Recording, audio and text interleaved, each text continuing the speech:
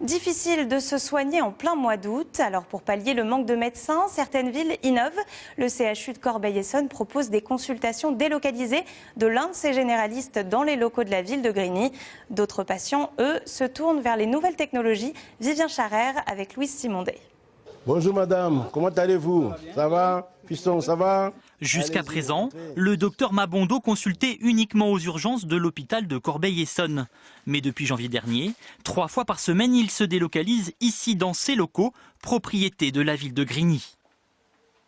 Ce sont des malades qui ont souvent demandé à consulter en ville. Ils n'ont pas trouvé de médecin, soit parce que les médecins sont en vacances, soit nous sommes dans un quartier où il y a une sous-population médicale.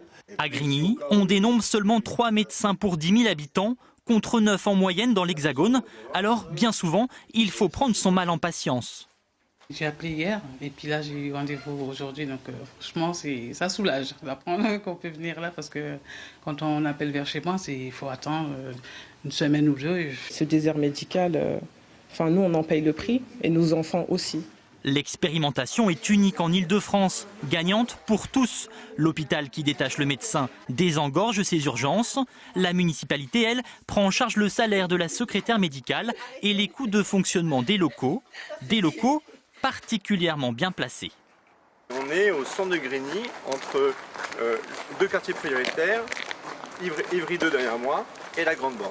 L'agence régionale de santé, l'ARS, qui pilote le projet, se donne 2 ans pour tester le dispositif. On a vraiment souhaité, au moment de la création de cette consultation, créer une continuité tout au long de l'année, pour éviter en effet des ruptures de soins à des périodes clés, notamment les périodes estivales.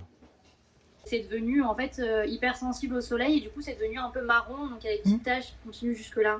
Autre alternative pour les patients face aux déserts médicaux, le téléconseil. Depuis chez lui, ce médecin libéral consulte sur cette plateforme internet. Vous pouvez trouver en pharmacie des médicaments.